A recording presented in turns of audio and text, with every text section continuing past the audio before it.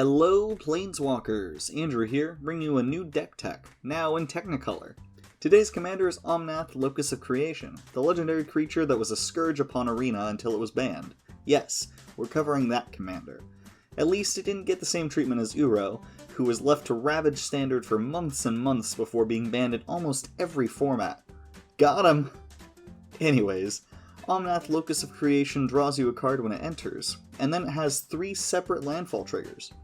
It gains you 4 life the first time, adds all 4 of its colors the second time, and then hits each opponent and each planeswalker you don't control for 4 the third time in a turn. It does not get any extra triggers after the 3rd landfall. Needless to say, we'll be running a ton of landfall triggers, cards that drop lands, and cards that recur cards from our grave. If need be, that is. We'll kick things off with our landfall effects. Avenger of Zendikar is our first card, because I list cards in alphabetical order. Avenger creates an 0/1 plant token for each land you control when it enters, and has landfall, put a +1/+1 counter on each plant you control. In the right circumstances, this card can easily win you the game. Brushfire Elemental has haste and can't be blocked by tiny chumps, and has landfall, it gets +2/+2 for the turn. Emeria Shepherd has landfall, return a non-land permanent from your grave to your hand, and if the land that entered was a plains, you can put that permanent on the field instead. Felidar Retreat has landfall, either make a 2/2 cat beast or put a +1/+1 counter on each of your creatures, and then they gain vigilance for the turn. Geode Rager can hold off all of your opponents at once if you drop 3 lands in a turn, because it goads all creatures a target opponent controls for landfall, which means they have to attack on their next turn, and they cannot attack you. Oban is the Naya Precon commander from Zendikar Rising, and you can actually get most of this deck's cards from the Precon. Maybe not most, but at least like half.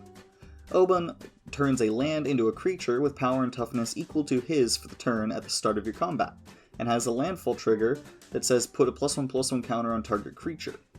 Angry Omnath makes a 5/5 elemental token for landfall, and hits any target for 3 whenever it or another elemental you control dies.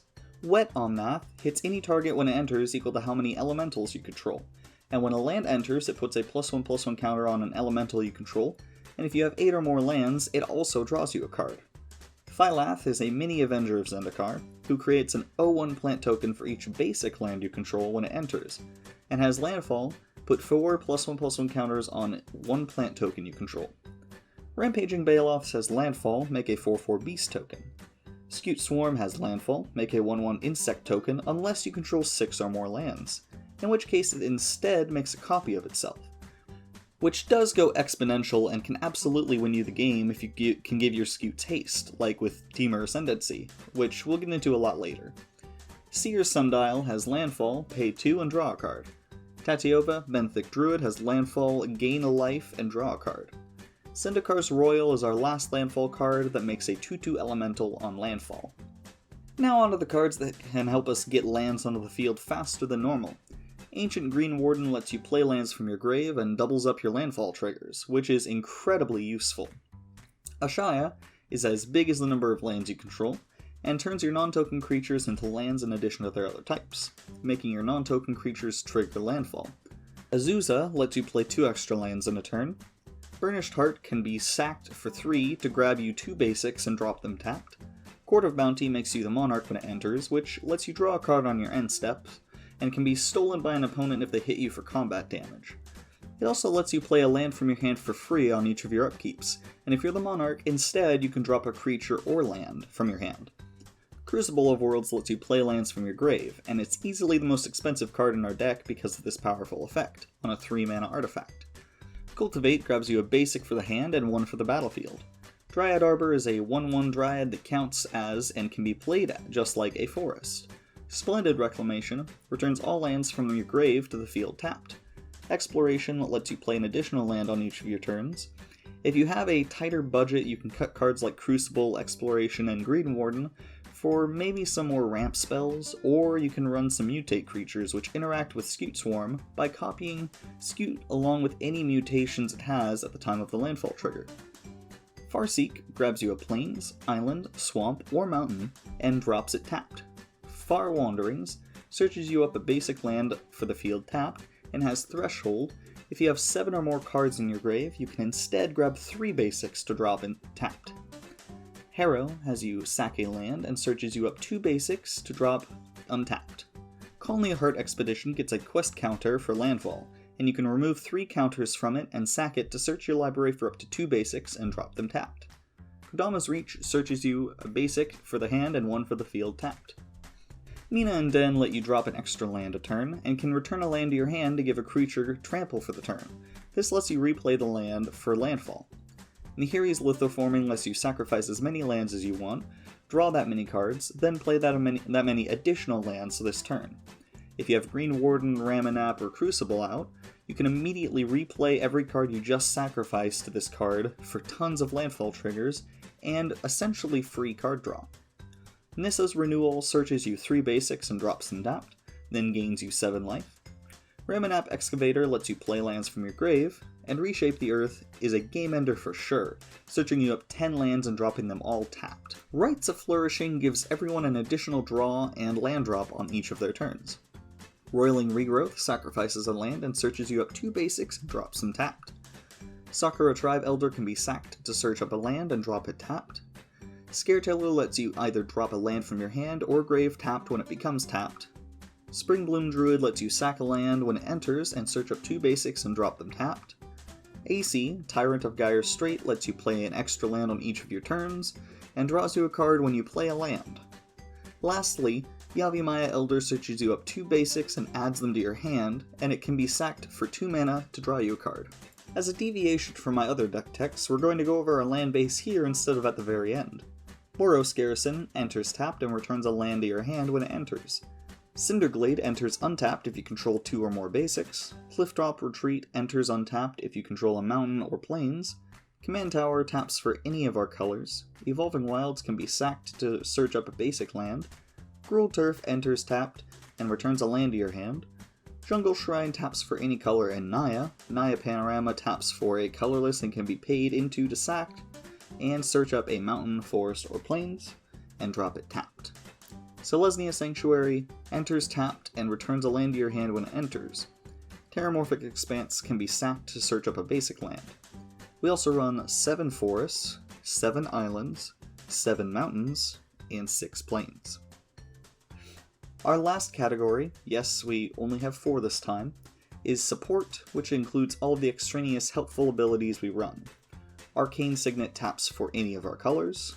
Bolaked Recovery returns a land from your grave to your hand, or it can be played as a green land. Commander's Sphere taps for any of our colors and can be sacked to draw us a card. Dryad of the Elysian Grove lets you play an additional land on each of your turns, and adds all basic land types to your lands, letting them tap for any color. Generous Gift destroys a permanent and gives its controller a 3/3 elephant. Ground Assault hits a creature for damage equal to the number of lands you control. Growth Spiral draws you a card and lets you drop a land for free. Impact Tremors hits each opponent for 1 whenever a creature enters under your control, and combining this with Avenger or Scute can seriously hurt your foes if not outright kill them. Lotus Cobra generates a mana of any color for landfall.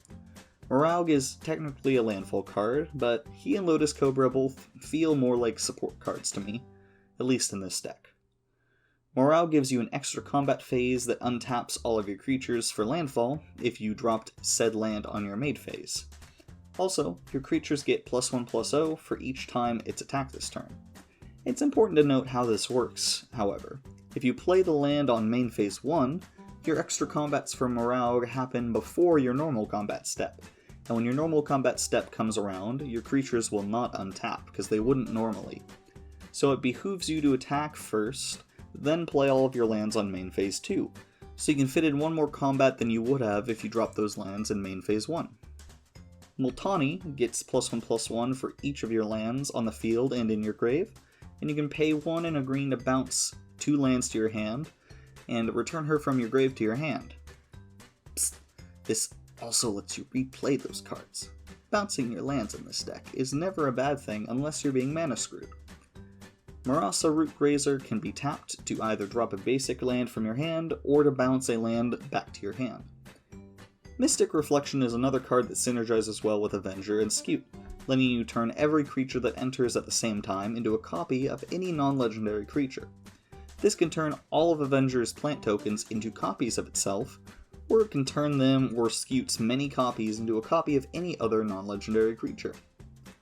Risen Reef is a lightning rod for removal because when it or another elemental enters under your control, you check the top card of your deck, and if it's a land, you drop it tapped and any other card type just gets added to your hand.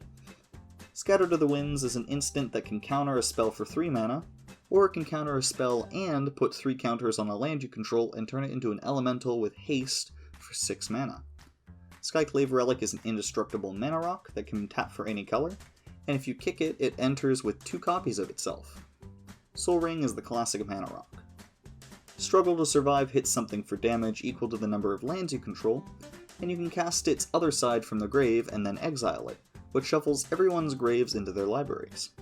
Swords to Plowshares is a classic white removal spell, exiling any creature, and causes its controller to gain life equal to the creature's power. Sylvan Advocate gets +2/+2 and gives that same buff to your land creatures as long as you control 6 or more lands. Finally, Temur Ascendancy gives your creatures haste and allows you to draw a card whenever a creature with power 4 or greater enters under your control. And there you have the deck. Omnath, Locus of Creation isn't quite as big of a backbreaker as it was in Standard, but it's still a force to be reckoned with in EDH. I can't wait until we get 5-color Omnath, which just feels inevitable at this point. Anyways, thank you all so much for watching. If you enjoyed the video, please like and consider subscribing. It helps us out a lot. Have a great day, y'all.